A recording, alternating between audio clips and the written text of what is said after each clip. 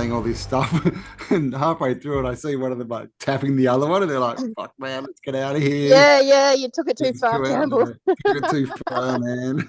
I know. Well, this is like this beautiful older lady, probably 80s, and this like lovely young woman who was Oh, is sort she of like single? No, she's a Christian. Oh, she's too right. Christian for you. But she was just like really like wanting to come and help people like feel positive about reality in life, which is nice. But Well, that's you know, good. Yeah, that's what they they should be doing. Yeah, that's yeah. actually acting like a Christian. Yeah. But I took it too far. I took it to the next level. I went too far, but they followed. They carried on. They were in. It was good. We went straight to Arian, straight to the you should have spiritual said, "We're wall. about to do a podcast. You want to join us?" I was like, listen, we Tell us. talk on alternative history, and the Bible's a fundamental reference point to what we talk about. So, yeah, it was good. Anyway, hello, Tartaria, Australia. I've just pressed record before we even started. Hello, Yeah, just so we man. have a good Gee, chat because hello.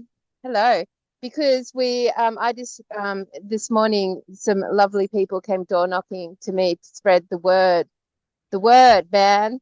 And Good so, of man. course, yeah, I was in. I like it when people come are courageous enough to come and like spread the word of their belief structure. I'm into that. I just took it to the too far. Yeah, I took it to the next level. too far. Yeah, too far.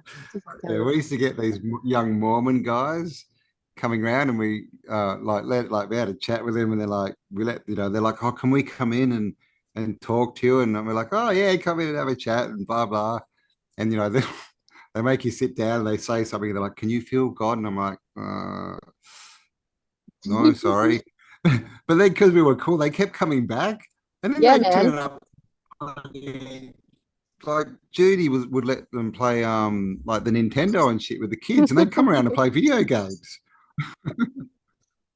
Well, you see, look, as far as I'm concerned, if you've got a belief structure and it's positive, like it's there to want to spread, you know, the sense of, community and good vibes and generosity and joy and Fundament- all that good, that squishy stuff, all that heart hallmark stuff, then fuck, if you've got the courage to come door knocking to strangers, I'm like, yeah, man, respect. Like, let's have a chat. Yeah. I love a good conversation, especially on those topics, as we know. It's yes, yes. Yeah, well, I mean, they're being true to the Bible, right? That's what it's supposed to be, not this like, come and listen to me, and oh my God, if you disagree, you shall be cast down to hell. Oh, Well, I mean, I would enjoy those chats as well. Let's go. Let's talk about that too. really? Where is hell? Let's talk about hell. So, What is the welcome to episode blah blah blah blah of Tartaria Australia. So, Campbell and I are just logging on because it's been a while. And last episode was great. We really didn't know how the carnival conversation would go, but I'm telling you, man, like every friggin' master healer I speak to at the moment, every master energy worker, they're like surrounded and immersed in the carnival concept, and it's really like taken off in the truth seeking community like hardcore. So like it's Hmm. definitely worth your considerations. And the amount of comments we got of people who are on it or have been on it or have been on it for years, like we're behind the mark, man. Like Yeah, I honestly, know, everyone right? Bit really slow to good. this one, but oh, sorry, I've had lots of messages too from people, Yeah. saying that they've tried it because of that podcast, and a lot of vegos and vegans, and with good results, right? So this is the thing, right? Where it's such a long running conspiracy, right? This has been going since the Uh, 60s, man, since flower power, right? Like it's all this, that the only way to save nature is to not touch it, but that means that we're disconnected from it. We're not part of it. And life is a cycle, right? Life is, I mean, all there is life, death, and rebirth. That's all there is down here. So, this coming out of it, and I guess it's also, what value do you put on life? Is it animal worth more than a flower, or more than 10,000 wheat plants that you need? And but apart from that, it's I don't think we don't do well on sugar and carbs, and that's what all this stuff essentially is, apart from the veggies, which are full of oxalates. And as we said, we didn't even have these veggies 100 years ago, so they're not even actually food, right? They're introduced almost GMOs, right? Yeah, I mean, It's weird. there's a deep history that we haven't even touched on with the introduction of our diets and what that's looked like over the since the last reset, essentially. We don't even know, like that's like one big question mark over the whole Tartaria topic is the food side of things. Like our attention's been on that for 2 years. Where is it? What did they eat? Why didn't they have, but all that stuff we've been through a million times. So to actually bring it up to date within this reset and actually look at it from this angle, like it's fascinating to me. And of course, Campbell, like I'm going to India and China of all fucking places. Like, can you believe that? Like from the cesspit of Melbourne into the cesspit of China.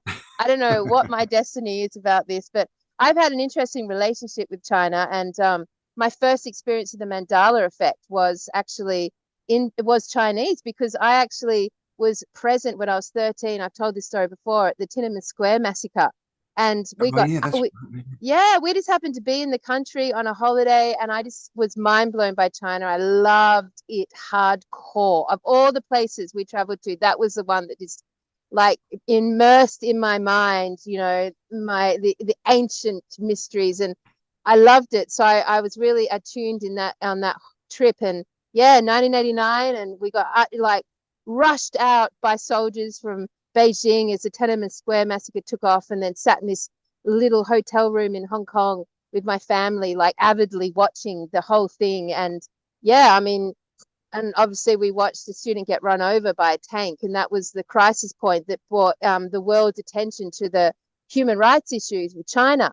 And it was a massive issue, in 1989, and all these like it was big. And then cut to 2017, the first thing I saw on the Mandela effect was the Tiananmen Square massacre, and they presented all media that I could find presented this idea that the student wasn't run over. He actually climbed on top of the Jumped on the tank tank. and waved a flag, and absolutely in the reality that I experienced, like fully as a 13-year-old, fully engaged and avidly watching, didn't happen.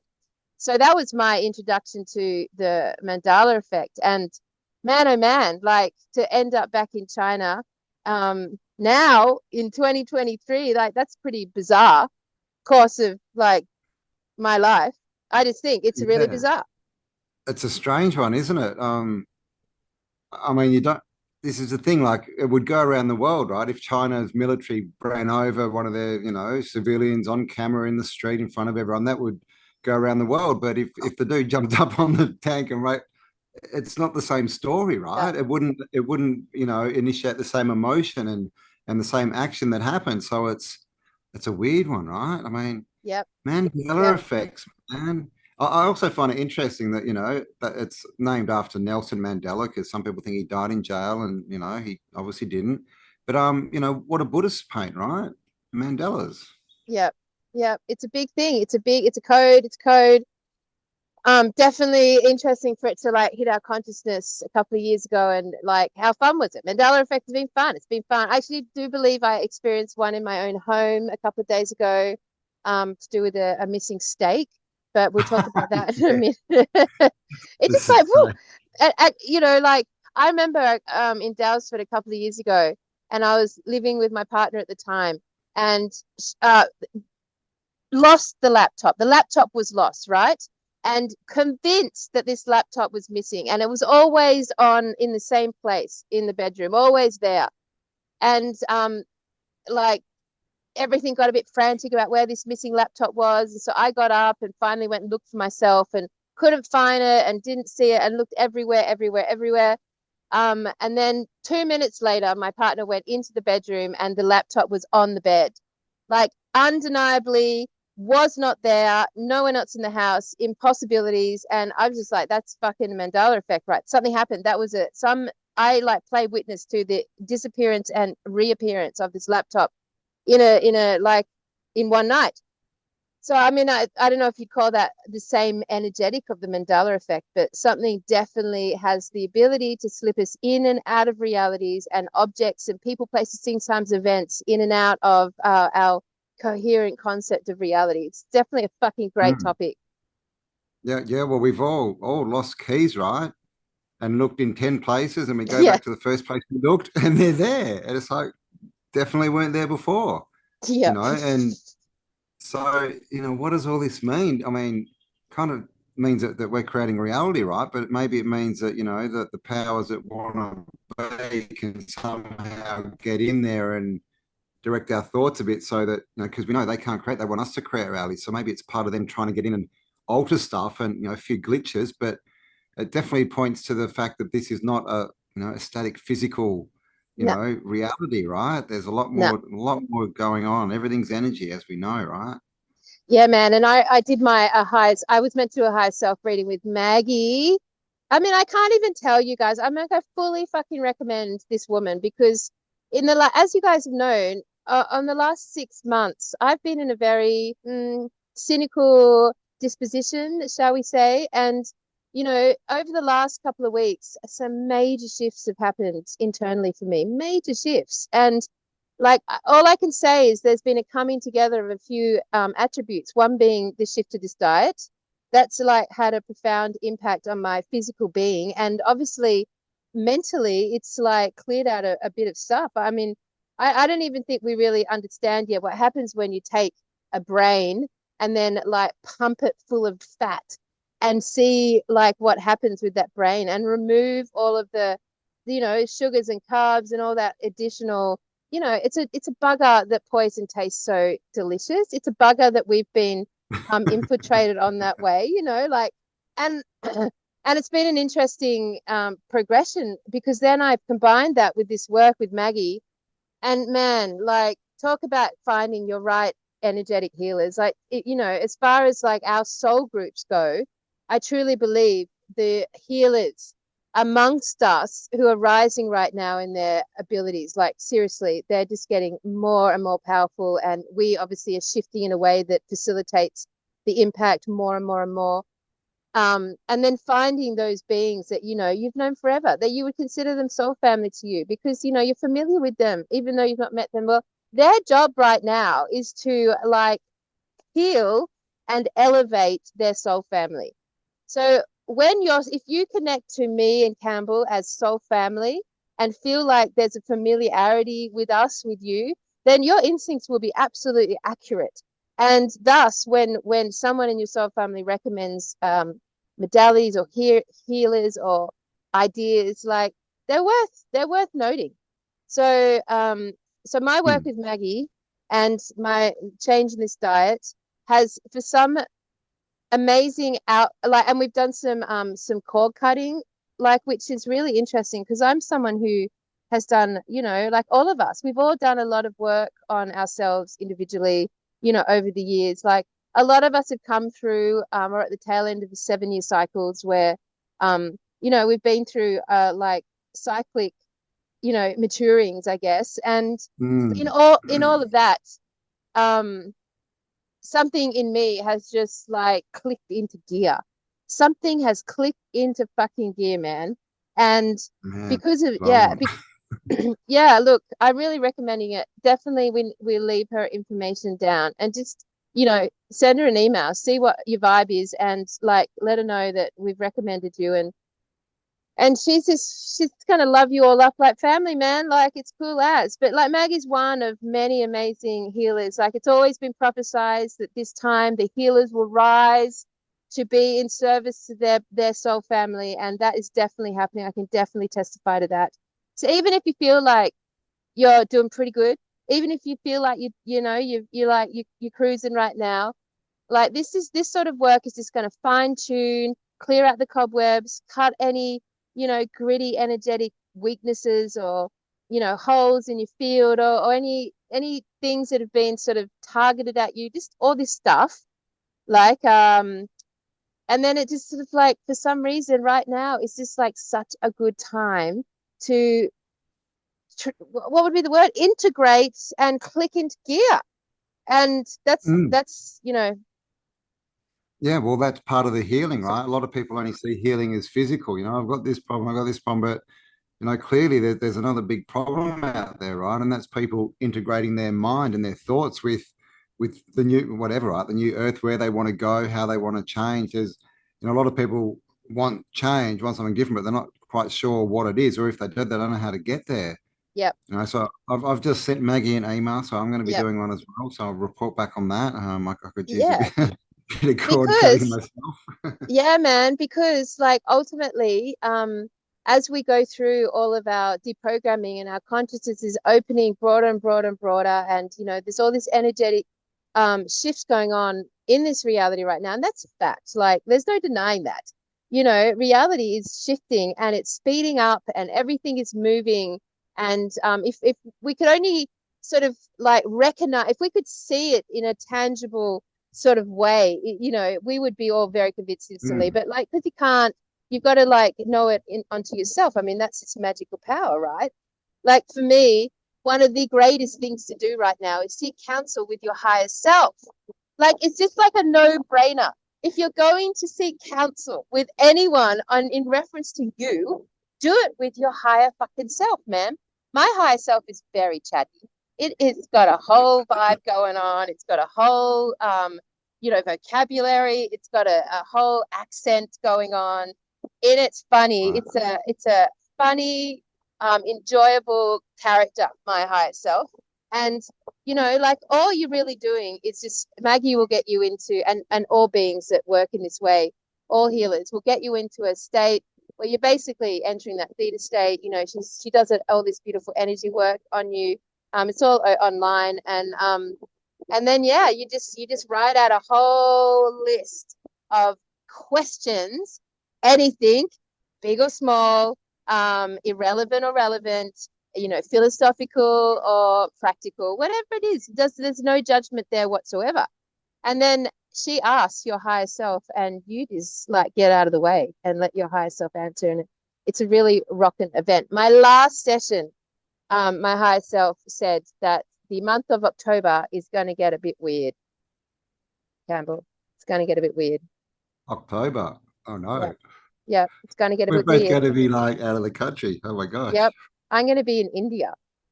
Like, India. Well, that's weird by itself, that's right? fucking But weird. Yeah. So like, I probably won't even notice because I will be immersed in weirdness.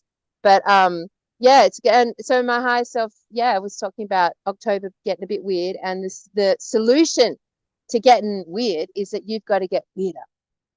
Right? That's the solution. You got to get weirder, man. You got to get weirder than the weird.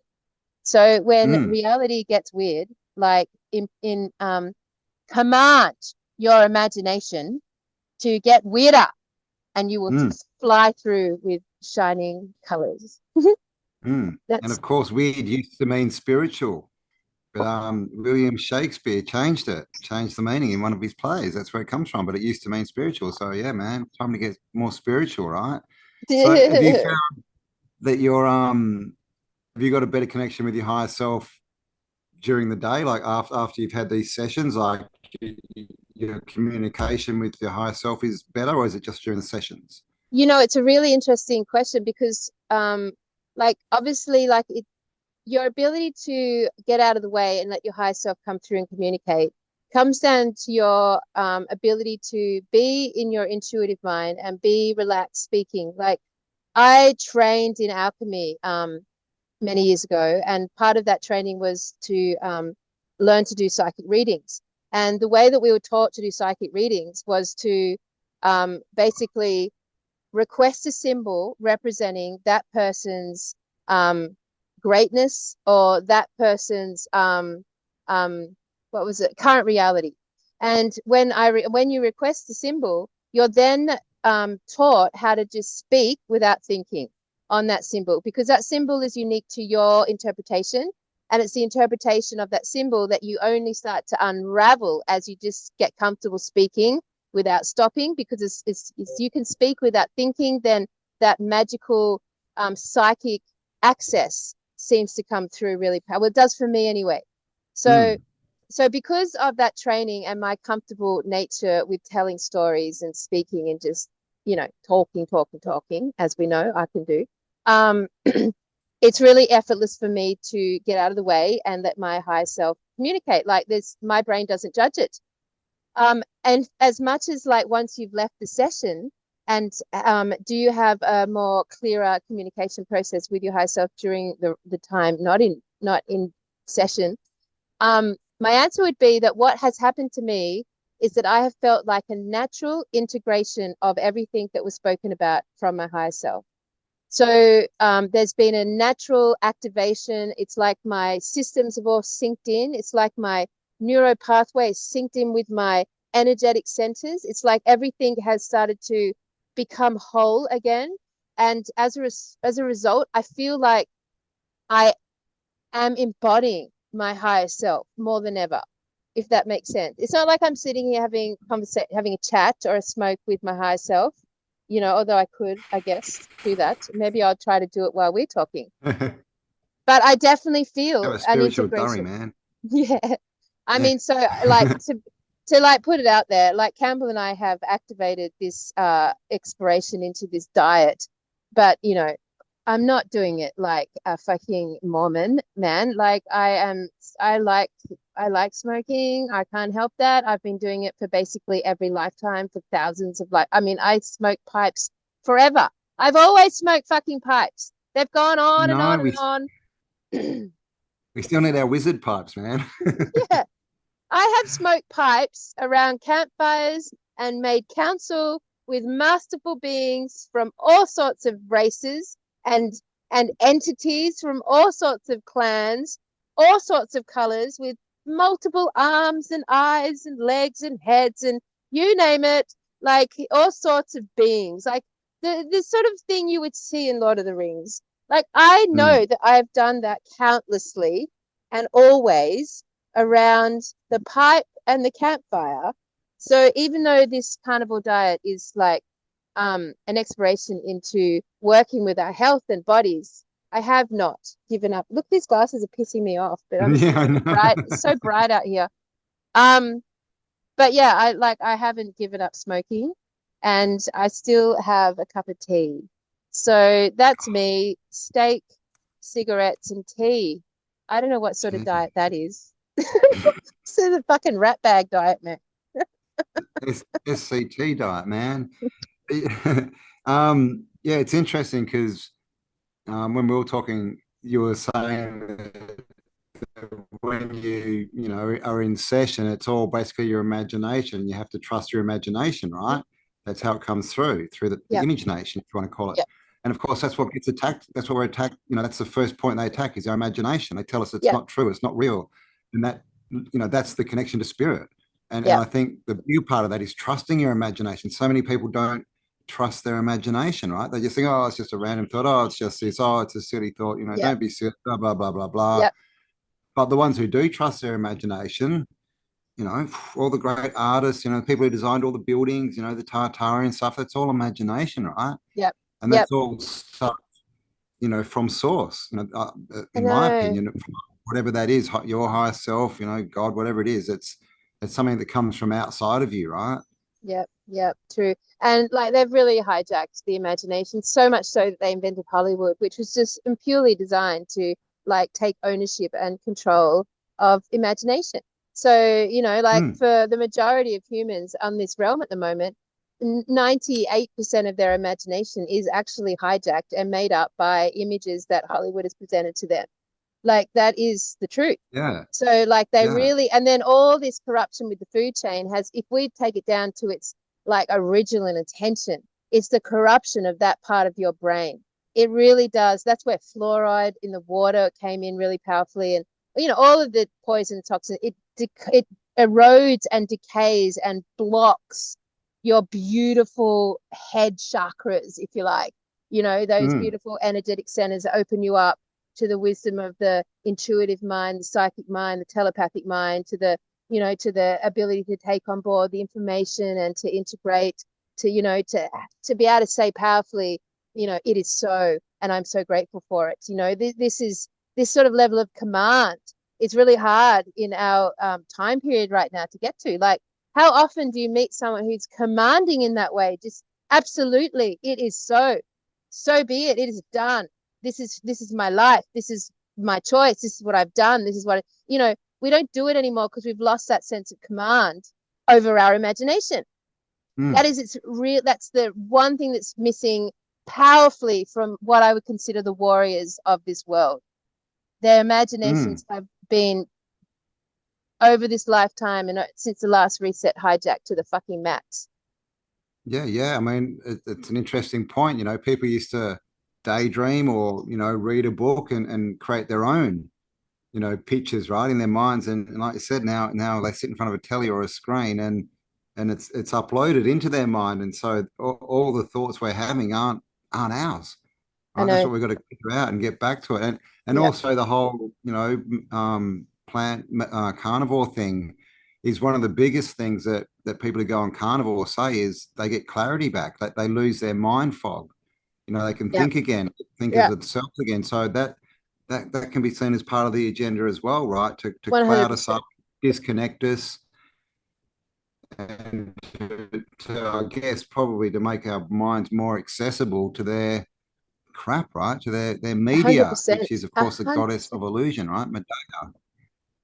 Yep, man, 100%. And so and just to add another layer on top of that, Tui was talking this morning and saying to me that was researching more deeply into the carnivore diet and then looking at the impact of light on us, the impact of light, the impact of making sure you spend time in the sun and look at the sun, and if you have the ability to actually gaze at the sun as it's rising every morning, that process is really, really important to the sovereign nature of our minds. And when we watch TV and devices and all that shit, they are actually designed to block that process. So you're not creating that melatonin in your brain. It blocks melatonin creation. So as a result, like, just to add insult to the wound, not only have they hijacked our imagination, then they've given us the technology that further decays it in our viewing of that hijacking of our imagination. So it's a pain in the ass. Well, it's interesting, right? Let the natural light in, because what do they say in Hollywood, right? Lights, camera, action. That's right. The false light, right? The false light, the smokeless light, which is the gin, right? The false, the L, the closed electronic circuit. So it's right. So that's yeah, they have. So that's a good thing to note for everyone, like as part of like your reintegration to your physical, because we're in a process right now of reintegrating our physical health and strength. And what I can say about what's happened to me as a result of this energy work and this diet is that I feel so much more in my power. Like there's some that it's if I could name the biggest impact, is that I have stepped more fully into my power. Now, that makes sense to me because the carnivore diet is strong.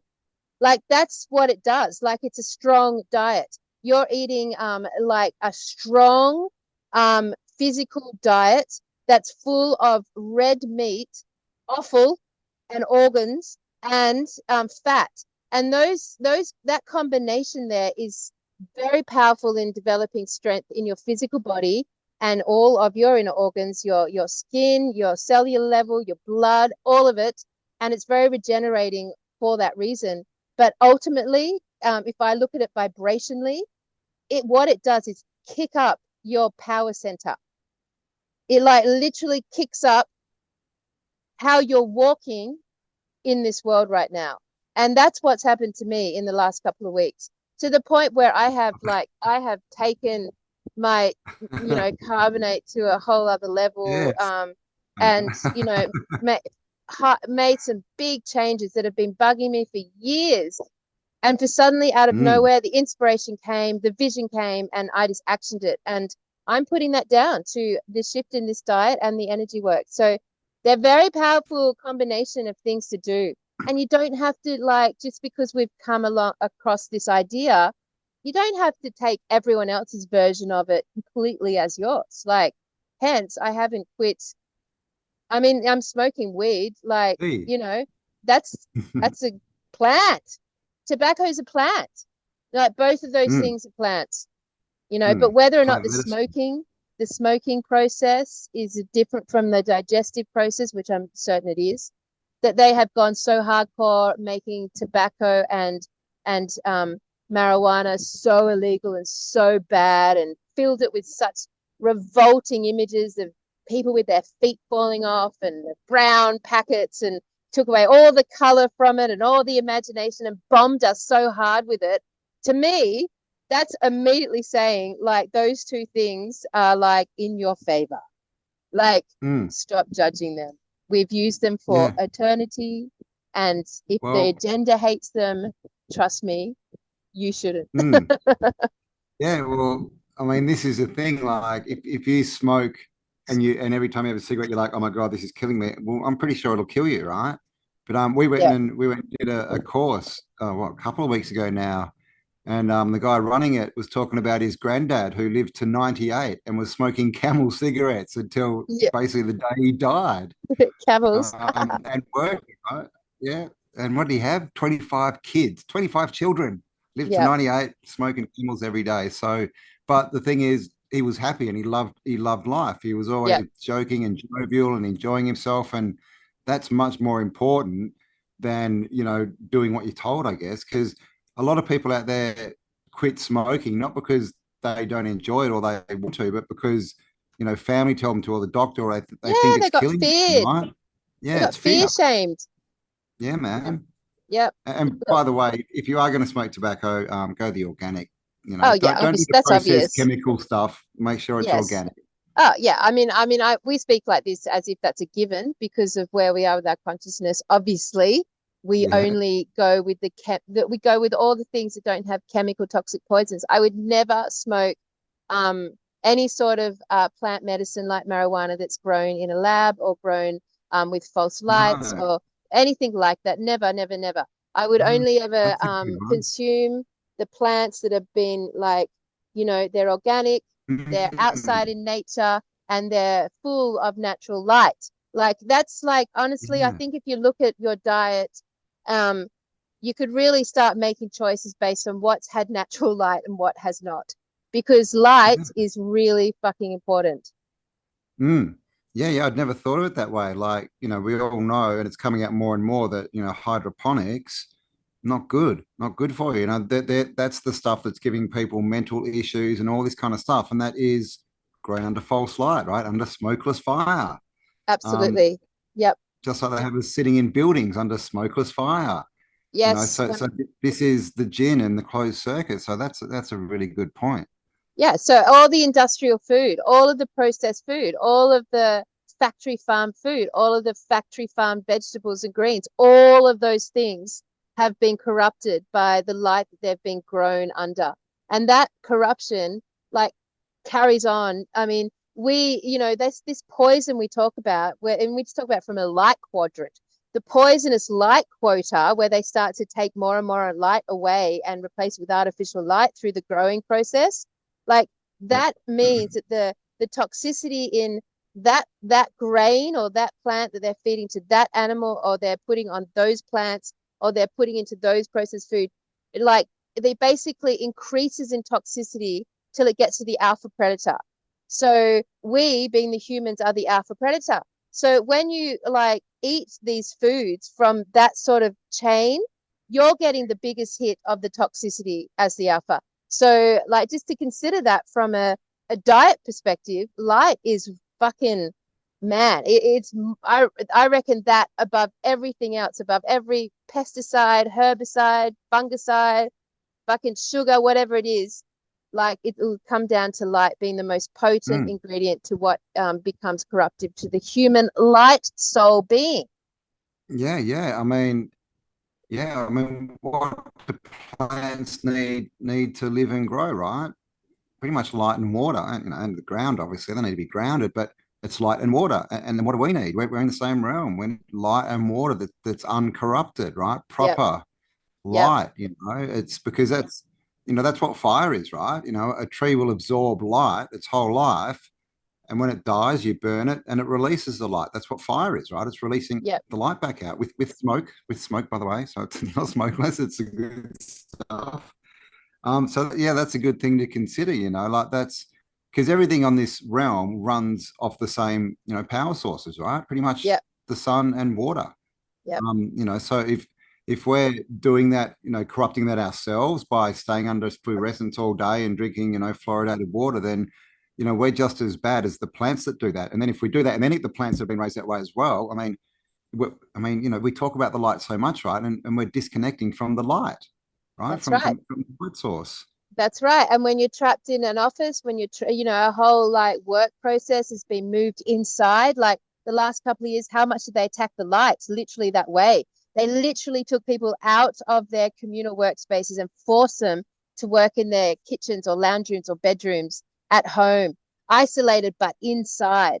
And they did that. And then they made going out for exercise, you get 5 minutes or an hour. Otherwise, you get a fine. And they made like being outside really problematic. And actually, one of the rumors on the channel 12 months ago was that there was going to be a fungicide, a fungus. Fergus the fungus was going to be released into to follow on from COVID-19 and to basically make people terrified of being outside in nature, anywhere where there would be like plants growing, basically. So I haven't seen that. And that was meant to originate from India, ironically. But I haven't seen that made manifest in our realm. But, it's a possibility, because if they are basically trying to corrupt the light source that we are, the star seeds that we are, those from light and made of light, the cultured human, as we learnt this week, when they do that to us, right, their biggest weapon is to remove the quadrant of light that we have access to. So, and it's interesting, Campbell, because one thing on this diet that like has been to note for me is that I keep waking up at fucking 4 o'clock in the morning. Every single morning. I'm awake. Oh, God, I got woken up by the cat trying to get under the blankets last night. I was like, what the hell are you doing? Yep, So trying right. to squirrel his way down. But yeah, I mean, it's a good thought, right? Like if we're talking about false light, then that's Yep, right. What's that telling you in the bigger picture is TV is a false light. The light yeah, from your phone is a false light, which means that yep, pretty much everything coming out of that is false, right? yep, It's not yep, real. yep. So yeah, that's a good point. And it's interesting because like waking up at 4 o'clock in the morning, I had to debate, like, hey, why am I waking up at 4 o'clock in the morning? And what do I do? Do I wake up or do I try to get back to sleep? So for the first couple of weeks, I was like, nah, I'll try back to sleep. And then over the last maybe 2 weeks, I've been like, all right, I'm going to utilize this time and I'm going to read. So I've been getting up and reading, and it's been giving me 4, 5, 6, so like almost 4 hours of reading time, which I haven't had for years. And it's been really cool like that. But what relates to this conversation is that I've also, over the last 2 days, been thinking, when that sun rises, I am awake and I should be out there to watch it rising. I should start increasing my light quadrant, because this diet, for whatever reason, is making me wake up before the sun. So, in all these years of my spiritual pathway, where everyone said, get up 3 a.m., that's the best, that's the most psychic time, or get up and walk with the sun. Like, I've never been able to pull it off because I'm a night owl, right? It's just never naturally happened. I always kind of wake up at 8 o'clock. But now I'm going to just start utilizing it as part of my destiny. And I'm going to start Mm. to like welcome the sun in every morning. And I think that's going to have an even more fucking a remarkable result on my feeling of power right now. Mm. Yeah, man, I think I need to start doing a bit of sun gazing with barefoot, right? Connect your soul to the earth, get grounded, and yeah, look at the power source, look at the sun, the direct sun. And there's studies done on how the eyes react with sunlight and all this kind of stuff, and what it turns on in your mind. And it's all documented, it's good for you, Yep. but of course the false light, the TV and internet, they'll tell you, Yep. oh no, don't do that, you'll burn your retinas out, oh, it's all bad for your health, and rah rah rah, and all this Wear kind of stuff. sunglasses. Don't stare at the Wear sun. sunglasses. Yeah. So, No, right. Yeah, there you go. well, these sunglasses I'm wearing right now, according to this concept, are fucked, man. I should not be wearing Mm, sunglasses because it's blocking my natural access to the light. Now, I've only mm. decided that that's probably true in the last couple of days, so I will slowly wean my way off Taking sunglasses, them. but not I know, today. right? I think we have to. And they were so crafty with sunglasses, right? Because they made them a fashion statement and cool. They were introduced because all the stars, right, the false light people, were wearing them, and everyone's like, "Oh, that's cool. I need those sunglasses," and they're a real fashion sort of icon Yeah, now. that's right. Remember the Ray-Bans? They were Yeah, friggin' man. huge in With the the leather at 90s. the side and Yeah. went around your ears. Yeah, man. Yep. Everyone wanted, I hated them. They were really ugly. I like the sort of retro vibe. But yeah, that the Ray-Bans were big, man. Big symbols, status symbols. But yeah, according to this, like Mm. sunglasses are very corruptive, screens are very corruptive. I hate bright lights, as Campbell knows. I like create hovels at night, very low lighting, lots of salt lamps, like low lighting. Drive everyone Mm. crazy with it. But I can't handle anything too bright. I couldn't do your dome, man. That to me, I'd have to take like very serious steps to tone it down in the evening. Yeah, I need to get some paint in here. I was talking to someone yesterday, and she was saying that one of the reasons that we're all wearing sunglasses and also glasses, right, apart from computers, which again is false light, is because there's too much white light. We're Yes, not looking at the color enough, the colors of nature. And she said, frequency. you go into nature and walk around, and there's not that much white out there. Yep. There's really not. But what's Jojo, he's just brought out a new rule that he's trying to enforce. No more incandescent bulbs, right? Which have got that orange kind of glow.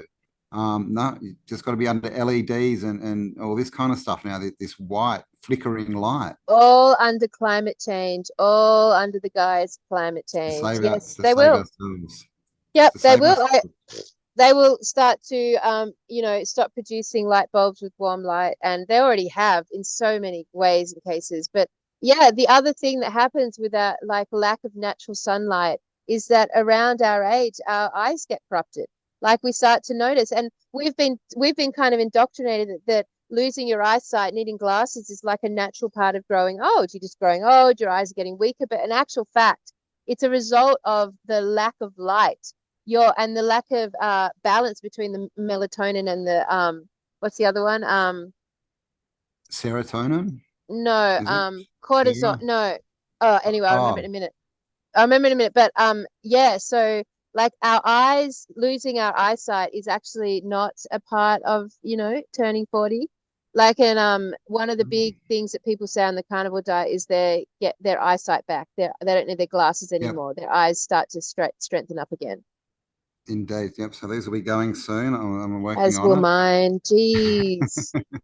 But the good news, everyone, is I fully believe as a community right now, we are honestly we are on these last few changes, these last few steps are going to be easy, and you are going to find such a strength in doing them, and so much is going to click into gear in your life, and like these activations taking us into this new earth frequency band is definitely upon us right now. So for these little fine tunings that we're doing right now with the diet, with the light, the grounding, all the little fine tunings we're doing are gonna pay massive results, Yeah. because I feel like we're at the end of the race, like it's time now that our true powers, our true energetic powers come back online.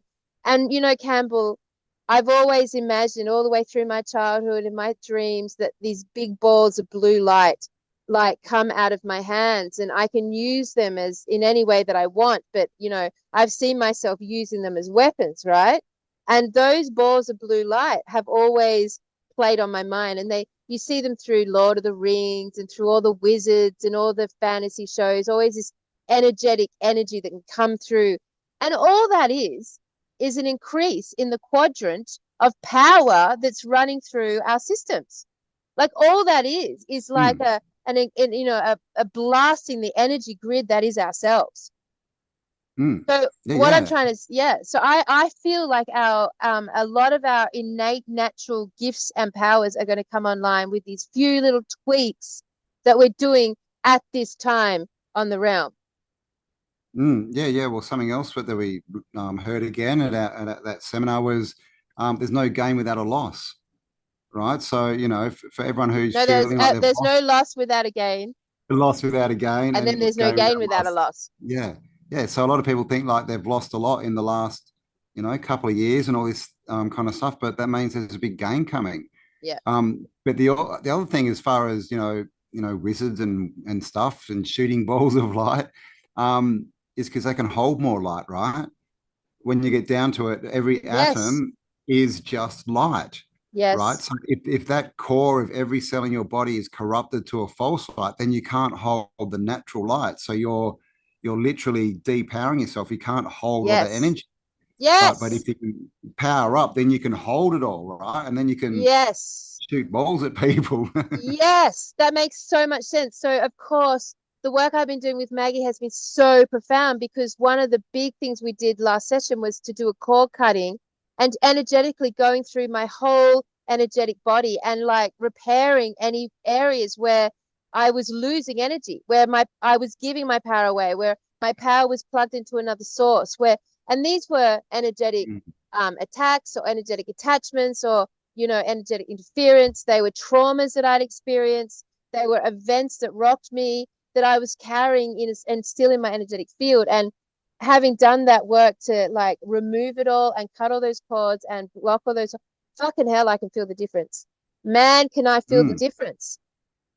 Yeah. I mean, that's that's what they love to do, right? They attach us to all these things that don't really mean anything or have any relevance to us. And these people, everyone's worried and stressed out about stuff that's really got nothing to do with them, right?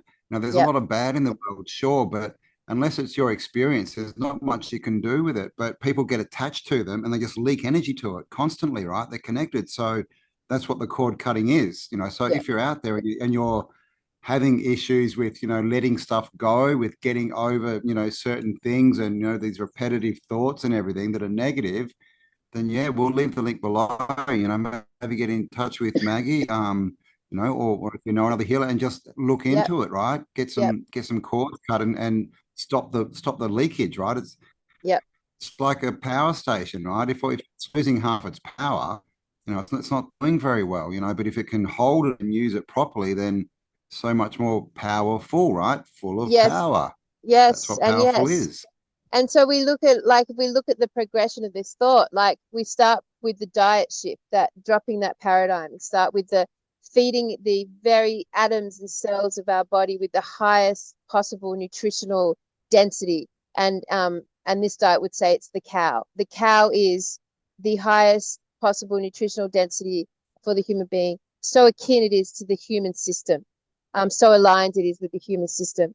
Um, and the cow then progressed us to the concept of light and moving our physical power sources into understanding its connection to light, into obviously we know grounding and that sort of like progress up till you get to a point where you start to integrate a healer into the mix, and that healer can work on your energetic system. So all of those together are starting to align a human system in a way that feels to me like a direct, very strong pillar upwards.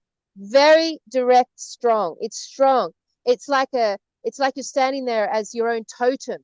It's like you're starting to feel your sovereignty, your command of reality, like roaring through you, like you've suddenly grown dense roots into the earth and risen 70 meters. Like that's energetically the shift that it feels. So like I feel that like as this start, and that's why I think it's like gone through the truth community like fucking bang. Like I think because so many people Wildfire.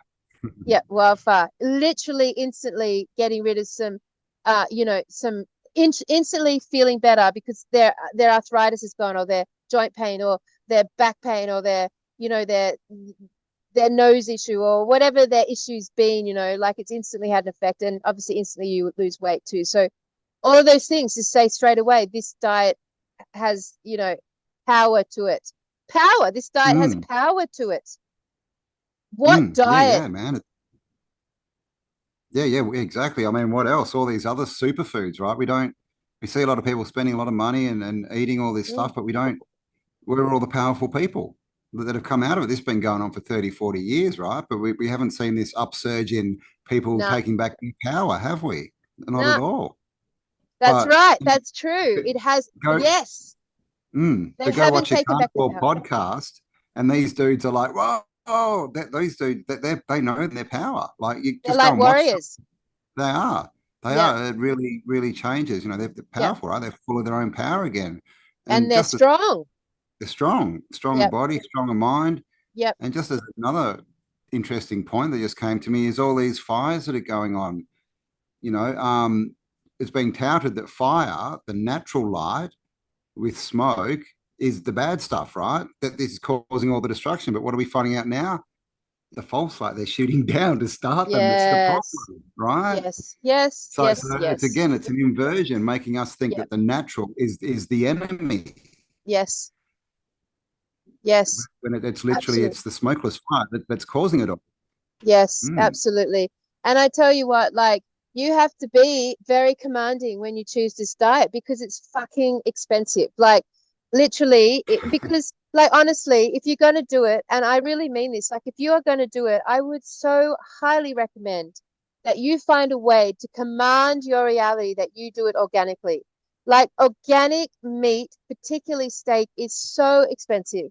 Like, it literally, to like have two steaks a day, for two people, like for a week, you're looking at like $450 organic yeah, steaks. Like, it is expensive, motherfuckers.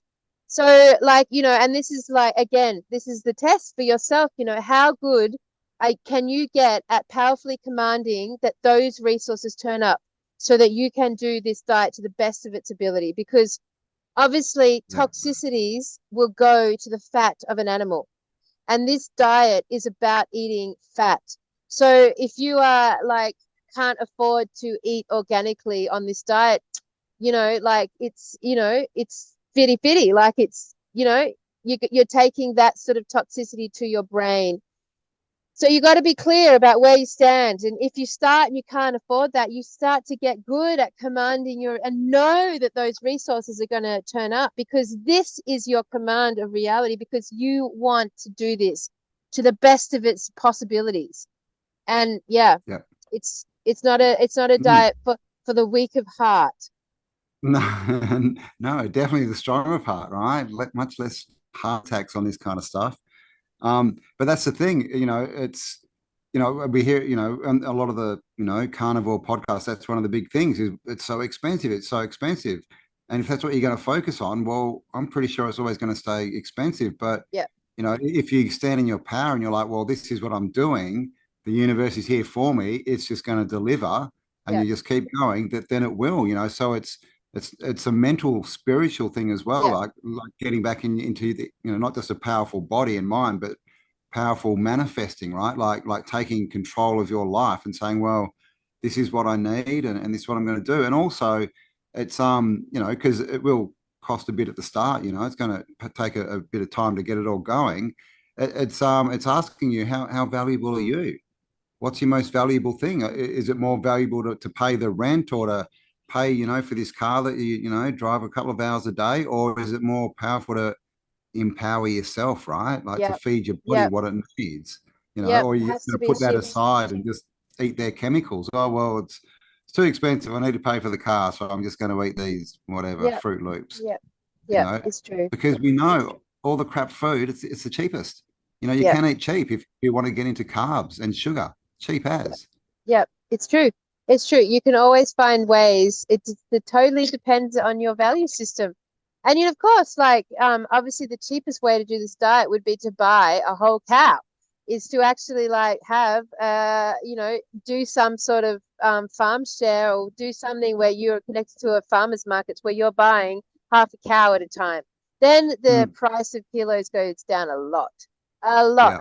So, and each step of the way, that's sovereign journey. Anyway, we were like, obviously, this is all obvious to everyone listening to this, but it's just good to start like plot it out. But man, I tell you what, when I used to drink, and I never did this voluntarily, but when I was handed or requested to drink something like a green smoothie or a coconut, super bliss breakfast thing, or a Chai. all of that Yeah. stuff, like or have a bliss bomb, or a raw dessert, all of those things I never voluntarily wanted. And I tell you what, did I ever come out of them feeling strong? Fuck no. I always came out feeling a bit nauseous. Like it never made me feel energized and pumped and Mm. commanding. It never made me feel commanding, that's for sure. No. I mean, yeah, well, you as well. We've both been veggie and vegan a lot and tried all these things. And Yeah.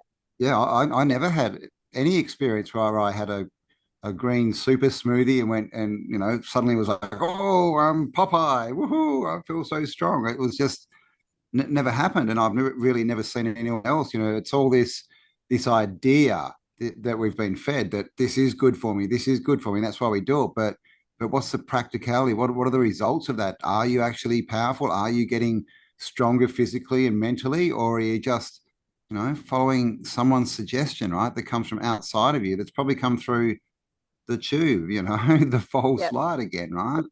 Yep. So it's a good point. And it's interesting because obviously I'm going to India at the end of September. How cool is Yeah, that? Like we're taking Tartaria live.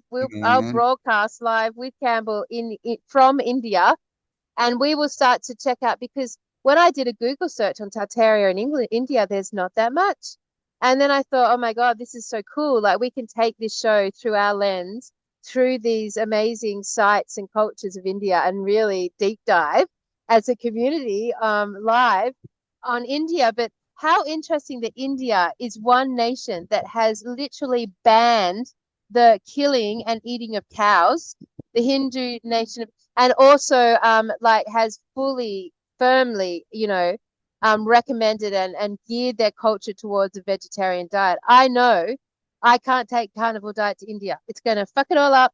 I'm totally aware of this. I'm going to have to accept that I'm on a cultural experience. I'm on a timeline that, like I can't control. Like you can't even buy That, steak in that's why India. October is going to be an interesting month for you, Yep. right? Yeah, I'm gonna like it's gonna be a process. We'll heal all about it. Mm, What happens when you dramatically come off the carnivore diet and throw yourself into the most vegetarian, non-steak eating country in the goddamn world? I Thanks, mean, God. but it'll be a good lesson. I think, you'll really see what the difference is, right? You would have Yeah, been, because you had the experience of being carnivore, then you're going to have the experience of, being probably mainly veggie. You're going to really see the difference and feel it, right? In your mind and your it's body and gonna be everything. tough. And India, right? The oldest civilization, in the world with writings, that we can sort of trace back with the Vedas and all these kind Yeah, of things, and you know, promoted as the country of spirituality, right? yeah. Um, so of course it's going to be attacked, right? Like we don't know how long that this cow thing's been going on. When was it introduced?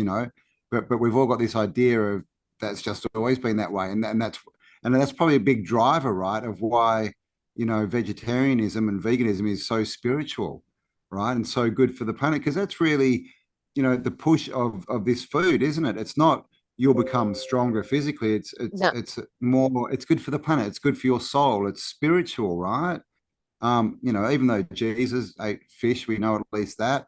And I don't think there's any writings that tell us any of the masters were veggie, but we have this idea that they were. But what's that based on? There's all these random ideas that don't really have any basis, but we believe them to be true.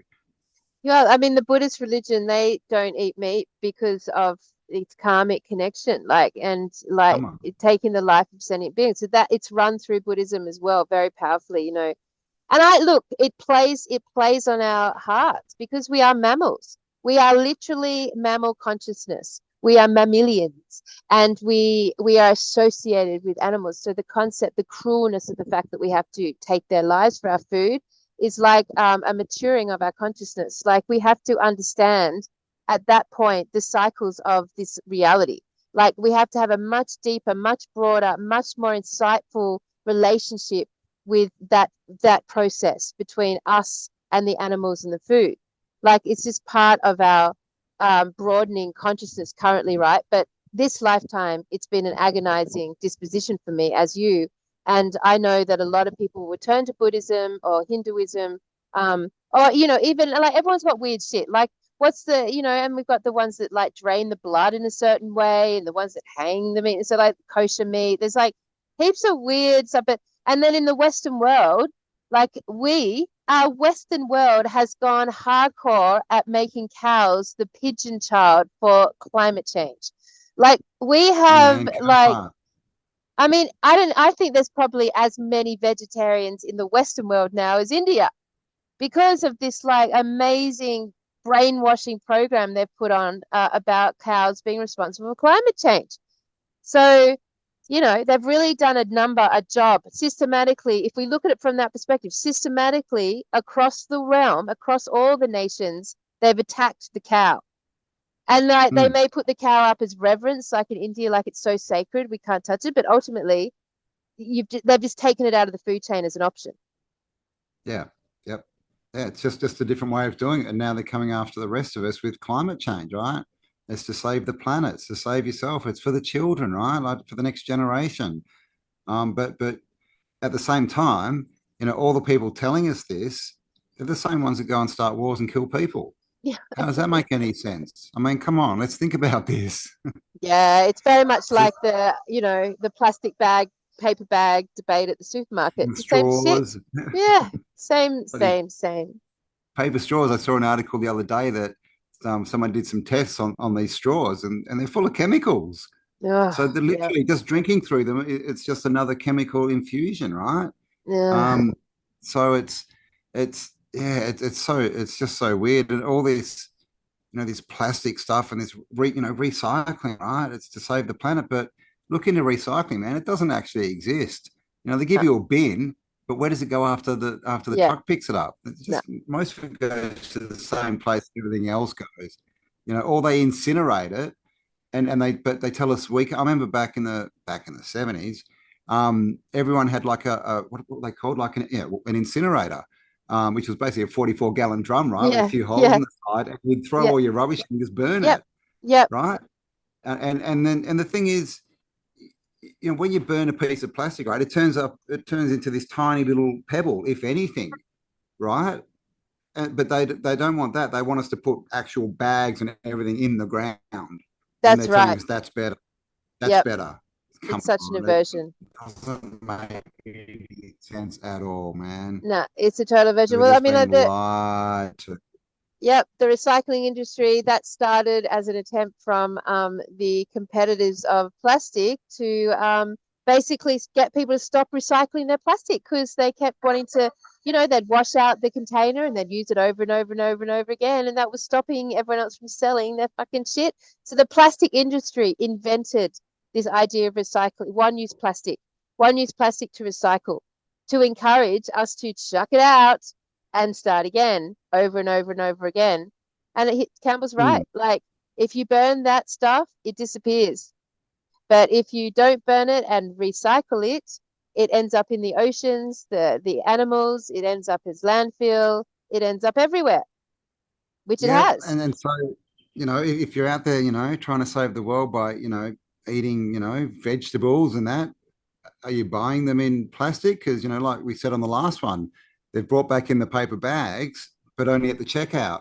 Everything else in the shop and the supermarket is wrapped in plastic, Yeah, right? How many animals does plastic kill? All right, if yeah. you want to really save the animals, you'd be better off to cut plastic out of your life. That's going to do a lot more than cutting meat out of your life. And the only way you can do that is to get a little bit of land, start growing shit. Like that's the only way, really. Or farmers markets. Thank God for farmers markets. They are Yeah. such a salvation for the city people amongst us. Farmers markets, like find yours just on the Mm. basis of plastic alone. But Yeah, yeah, yeah, yeah. Support your yeah, local farmer and try and be, back on the meat thing, try and raise your own stock, raise your own cows, get your own herd going, get some it's not people in, easy. go in on a few cows and, it's not easy, but what is, what is easy in this life, it's anything worth doing is worth doing well, right? It doesn't mean it's easy, but with a bit of forethought, a bit of planning, you can find a few people you can all put in, get a breeding couple of cows and start breeding your own stuff, and that way you avoid all the stuff because we know that they're grain feeding these cows, which isn't their natural food. They're putting all the grains into them, and then now they're bringing in mandates to jab them all. right? So Yeah, again, they're attacking of that food source and course. trying to poison it, right? So Of I course. think there's a lot to be said on just watching what's going on, rather than listening to what we're being told.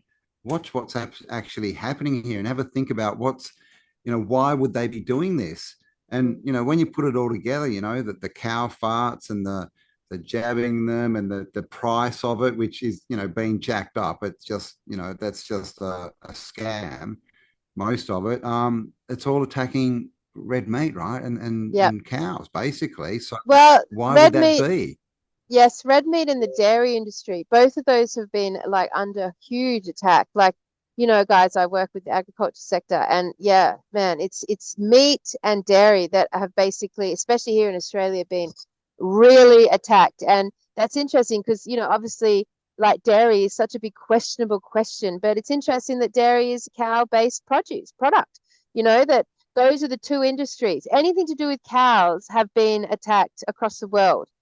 It's just good to think about, you know? The Yeah, poor yeah. cow. Got to ask questions, man. The How poor now, little brown cow? cow. I So, yeah, and well, mm, was going to say, if you can, raise your own cattle, then you get that connectedness too, which is the other thing that they've severed is our connection to yeah, animals, to nature, and all this kind of stuff. If you're connected to your cattle and then you're giving them good lives and that, well, that's much better than buying all this store bought stuff and eating plants even, right? Because cows are actually really good for the land as well, right? They literally use them to regenerate land. yeah, Cows, you need them for certain types of land for the land to stay healthy. yeah, yeah. It's all about the cow when it comes to regen ag. It's all about the When it cow. comes to regenerative agriculture, man, the cow's superstar. The cow's the Yeah, superstar. Yep. yeah. In so many ways. In so many ways. And because this isn't a regenerative carbonate podcast, I won't go into them in detail, but in so many ways.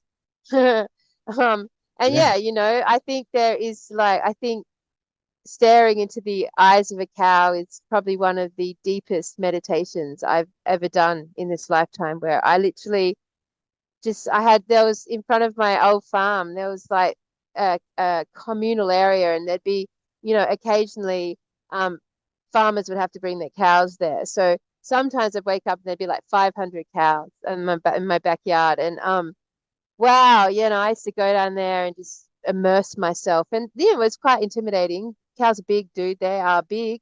Um, but yeah, there was this one moment, and I literally there was a cow just sitting like on the ground, just lying down. And I just sat quietly beside this cow and stared into this cow's eyes, and like for a long time. And it was a very deep and profound experience that I had. So I don't know. The fact that those animals are our highest food source, and we have the ability to breed them ourselves, and they regenerate the mother. They literally regenerate the soil and the earth and nature. And that their whole process is in total harmony with the human and the earth. Like these cows are just like the perfect bridge between our physical systems, that of the earth, and then our higher selves. And wow, if I was to like want to really get to know any animal in this realm right now, I think the cow is the king. I think the cow is actually, and it's interesting in India that they've twerked it so that it is a spiritual thing that they've put the cow on. But in doing that, they've placed the spiritual cow above the human, and denied the human the food that is for its highest benefit. So they've hijacked and interrupted the natural, perfected and perfection of that relationship. Hmm. Yeah. Yeah, yeah. And That's my I cow mean, poetry. That's my cow poetry for the day. we'll be expecting a poem on the next podcast. Um, but this is the thing. This is all that happens in life and nature, right? Is animals eat other animals. We have a few that just eat, well, cows just eat grass, but in the end, it's a cycle of everything. Like I said before, it's life, death, and rebirth. But we've been disconnected from that, and they've sort of put all these thoughts in our minds that it's now really really bad what, be part of nature, to be connected, is what they're saying. Because, why would we be different to every other animal? Why do we have to stand here and create all these weird foods? And because all the foods we eat are created, right? Mm. Like all of them. Like breads and stuff, they're obviously all, cooked, and they're not something you can go and pick. There's no bread tree, right? And so all the vegetables have been created. They didn't exist. I mean, like lettuce and all this stuff. Like, do you think, hunter gatherers were running around looking, for this little weed, with like two leaves on it? Like, there it Yeah. is. We can Yeah. eat tonight. Yeah. Woo. I mean, Yeah. they'd use more energy like finding it than they would, that they'd get from the food. So, Yeah. when you really start to think about this, it doesn't make sense. And the only thing that is, holding us in this, this mindset of it's bad, is what we've been told from the people trying to rule us. It all Yeah. comes from them. It all comes from up the line, right? Or from the media, or from all these, experts and these studies and all this kind of crap. Like there's no, physical evidence for anything they say. So why would we believe that on this one topic, that they're out there to help us? We're going to poison your water, poison your air, trap you up inside, put you under bloody fluorescent lights. But when it comes to health, we're out there for you. We're on your side. I mean, come on. Doesn't make Yeah, sense. come on, Come people. Yeah. on. I mean, for sure, in all those ways, definitely. Well, yeah, I mean, damn, there you go. So I think There you go. the So most natural order of events with that, cows eat grass. Cows use four stomachs to ferment that grass, taking the best nutrients. And then we eat the cow, which then goes through our system and is integrated into every single cell and atom of our body. And then light eats us, you know? And it's just like, it's an interesting, very simple equation, if you like. And then wouldn't it just be like such an easy thing to teach kids, that this is it. This is what we eat. This is how we eat, yeah, you know? This is why we eat this. And then all this confusion, that would kill the entire food industry. Like, boom, like there'd be nothing left in any of those stores or factories or industry. exactly. I mean, just think of the percentage of food that's out there that's natural. Like everything is, it's just all created, all in a, a factory plant, right? It's just all crap anyway. So, but we're into this, we believe that it's all, like bread, and that comes a lot from Christianity too. There's all these references to bread and stuff, and eat the bread, and that's one of the worst things you can eat, man. Like especially white bread. But Oh, well, the whole, Campbell, on that yeah. note, I have Actually, I had a piece of bread last night. on that note, You can make I have carnivore bread, guys. yes, we have made our second loaf of carnival bread. And can you believe that's even a thing? It's fucking all right. So what you get is there's three different ways of doing it. And you basically using egg whites and whey powder and cream cheese and some of, and baking powders, like very, and eggs, of course. And what you get out of that is like what looks like a white loaf of bread, right? And you can slice it. The first one ended up being a hard meringue, so that was a failure. But this one, you can slice it and it's aerated. So you've got so I think the more you whip the egg whites, I mean, so yeah, the whites, the more aerated it becomes. And literally, you can take that bread and put it in the toaster or like pan fry it and make a sandwich or make an egg and bacon roll or have pate. Pate is very good on this diet. Pate. Um, but yeah, so it can be done. Then the next one is it uses pork mince. Ooh, interesting. Yes. Interesting. Not sure how that works with Well, all the what did getting you think? into. You tried the progression. You tried the first loaf. The first That was one was not that good. no, that was like eating a First gym mat. effort. Yeah, I felt Yeah, like I it was was eating very some chewy. gross gym mat that wasn't breaking down in my mouth at all. Yeah, I think I got through about 3 bites. Where I was like, Yeah. but yeah, the one yesterday we toasted it, put some pate on, I ate the whole thing, and it crunched and everything, just like bread. Different, a bit of a different taste, but this is a thing you'll get used. The palate, they've messed with our palate, right, as well, with all this Oh, they've sugar, so that hijacked it so mm, bad. Poisonous stuff yes, tastes so good.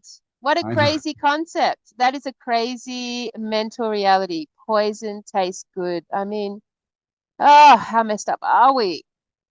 Yeah, Hmm? yeah, it is, right. And of course that's, all this sugar, man. It's like that's what you give kids, right? Get them started, give them all the colored sugar at birthday parties and everything, and for rewards, give them all this stuff. And that's why you go to a supermarket or a shop, and as you're checking out, everything's sugar. Everything's just sugar. That's like literally when you're going down the aisle, you're just surrounded by sugar. And so all the kids start going crazy, right? Because Oh, they're delicious addicted, man. Give me poisons. more. Yeah, yeah. It's Delicious, delicious poisons. I yeah, know. man. It's I know. crazy. It's crazy. Yeah, I mean, then we have all the celebrations, Easter's, birthdays, Christmas, all the Valentine's Day. It's all about chocolate and sugar. It's all about sugar. They're just like Birthday big, cakes, wedding yeah, cakes. yeah, Yeah. yeah, exactly. It's just, yeah. And like the other day, I did have one, I've had one day where I was craving sweet things, and I Oh, had this what'd you have? fantasy. Yeah, I had this full-on fantasy of a giant, like solid block of Cadbury's chocolate, where I could just like eat the whole thing in one sitting, and just do that. Like, and I kept thinking, when was the last time I did something like that? It would have like, probably decades ago, but like just the whole block. But I was thinking like my fondest memories, my fondest like memories are not of eating my 90% cacao organic chocolate. No, my fondest memories are those like poisonous blocks of Cheap chocolate, Toblerone man. and The caramello Cadbury and koalas and yeah, Quality Street tins of Quality Street chocolates and Quality Streets, man. yeah, I love them. I freaking love them. We had these big tins growing up and all the purple ones. My dad, he used to steal all the purple ones out of the Cadbury chocolate tins. Anyway, yeah, our childhood memories have been set. We set our childhood memories around how delicious poison is. Like they get Mm. set. They become our favorite memories. We want to experience them again. So I haven't formed any of those memories around my 90% organic cacao chocolate. Like I haven't. Like those memories were built in me when I was a child, Mm. back in the industrial 80s. Yeah, man. Yeah, it's the first thing we get the kids into, man. Get them addicted, get them young, right? And then Oh, and Tim then that Tams, stuffs up their palate for life. Tim Tams, man. Tim Tams and coffee. mate, mate, Gee. sucking those little bastards up out of the cup Yeah, of yeah. tea. Like if you're English, oh, you've missed out on the Tim Tam. Very Australian concept there. Yeah, But don't we do that loved it. anymore though, because poison. No, we Do don't do that it with a anymore. steak. Yeah, there's But I mean, nothing this like is this is also why it makes you strong. Like you've got to stay away from all obviously on the carnivore. You can't have any of that stuff. Like you severely restrict your diet. But when you look at it, all you're cutting out is everything that's bad for you. It's all yeah, crap. All this stuff that we crave and yeah, that it's bad for us. It's killing us. So yeah. you know, yeah, Look, time for let the I have light to conf in. I have to confess that it's a bit boring. Like that's the thing. And just to keep it real, and tonight I feel like drinking beer. So, I'm just like, but I think I just want to have a little blowout from there because it is a bit groundhoggish day. I mean, you just got to know that that's true. It's a bit groundhoggy. You're Mm, basically making the same food like every yeah. day. Mm, yeah. And I But I think think isn't that that again is a program, right? Like we said before, celebrations, right? All these happy times and celebrations, they're all centered around food and around bad food. And so that's sort of what gets in our minds and our memories, and that we're supposed to be able to have all these stuff, and we feel good, and there's good times associated with them. But I think after a while of being on carnivore, that food, becomes less important, right? It's just a food source then. It's just something you do because you have to live. It's just something that you have to replenish your energy. It's not this event. You don't have to spend hours and hours preparing all these, different foods and stuff and sitting around and eating them. It's just becomes something, and then eating and cooking so much less of your day. You've got so much more time. But which you again, need yeah, because time is exploring, sped this up. will take time. Yeah, exactly. We could all use a bit more time at But the you know, moment. it takes a bit of you have to use a bit of time to wash up all the fat off all the Yes, cooking, which that's I one mean, thing. it's I'm just no it's loss one thing without a I'm gain. working about. That yeah, there is a bit of that around. But on the bright side, you don't need a kitchen. You just need a barbecue, and you're good to Yes, go. that's true. Yeah, an outdoor kitchen for the carnivore diet is fantastic. Definitely, definitely the way to do it. Definitely. Yeah, so well, look, I mean, I just think I have to balance this whole process with my little, you know, I gotta have a moment where I want to get have a Yeah, glass of wine.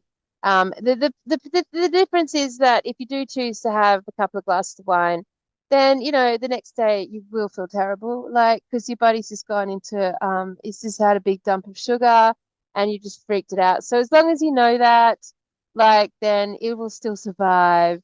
Like I just know if I drink wine now, I get slapped in the face the next day. Okay, cool. I just have to know that's the deal and we're off, and my body could handle it.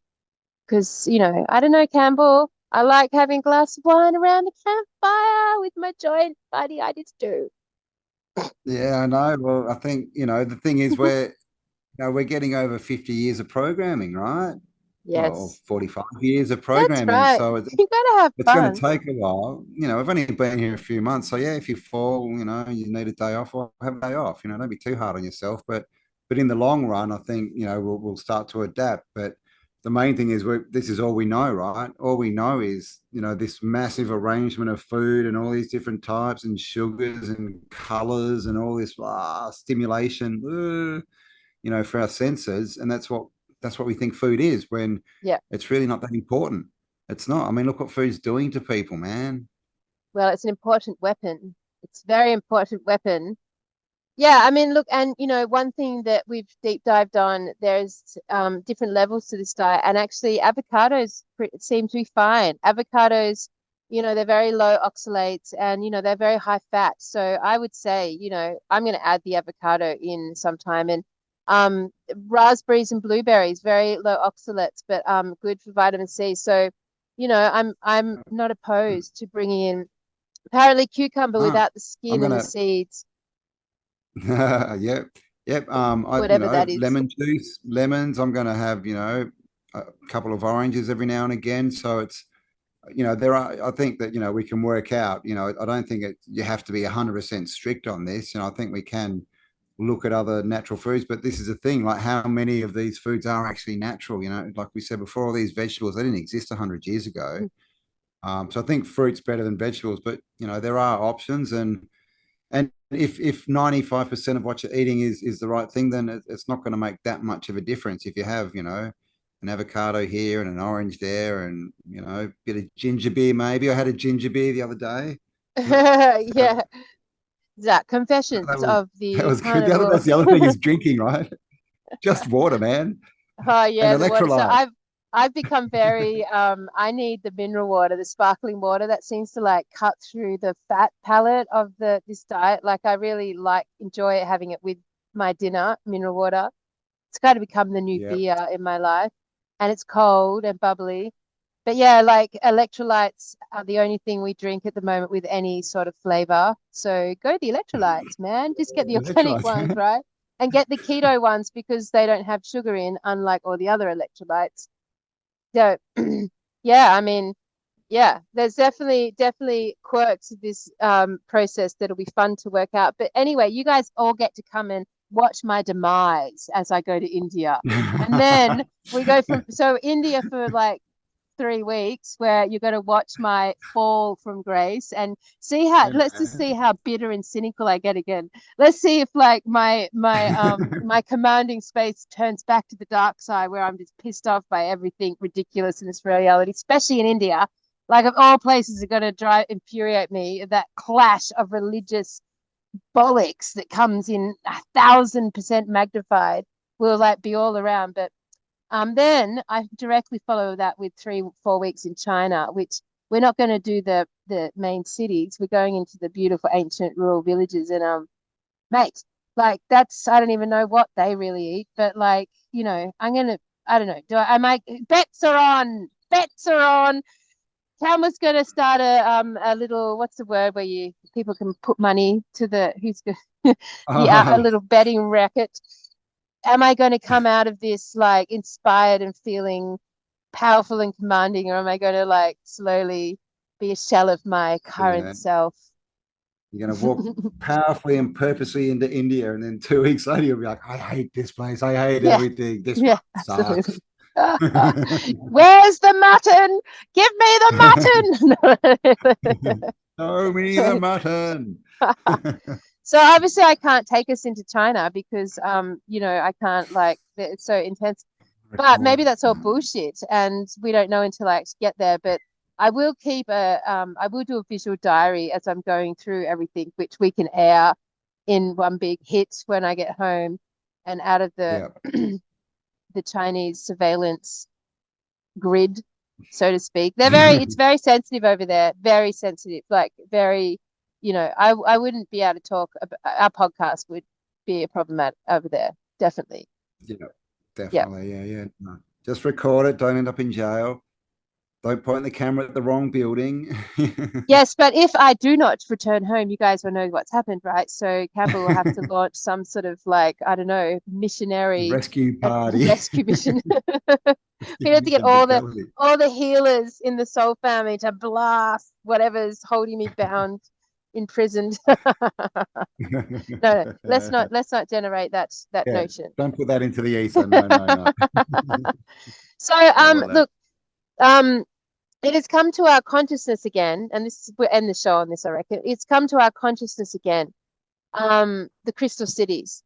So Cameron and I, yeah, it got brought up the other day in the midst of this powerful storm, and like that crystal city concept, as when we talked about that in 2021, I think, when we were on that like line of thinking, it really did ignite and inspire a movement of consciousness around it. Like we have, if all the things Campbell and I've spoken about, of all the podcasts we've done, it's been that one that outranks anything else we've brought to the table as far as the impact and the way that it moved people and it inspired people and engaged people. And we had so many emails and comments about that topic, all people aligning with it and like committing to the concept and like ready for it. And it was really fascinating. So Campbell and I were talking about it the other day, and we and actually a lot of our connections with our elders and Indigenous brothers and sisters have come via that topic of the Crystal City and our search for the Crystal Cities in the middle of Australia. So that has come up to our consciousness again, and although we don't really have any new information to add to the idea, it's been brought to our attention once again by another senior elder who um, we feel that that's one topic. There is something in it that's powerful and true and aligned with something that is part of our future as a community. And so I just wanted to bring that up as our last point, Campbell, that, we are aware it's in front of our minds again. We're aware of it, and it hasn't gone away and it hasn't disappeared and we haven't moved on from it. It's sort of remained there as a big question mark, as if we were moving closer towards it. And obviously being here on the farm and, we've got out of the cities and we're moving closer and we're aligning with the elders, and there's a movement going on around the hunt for the Crystal City.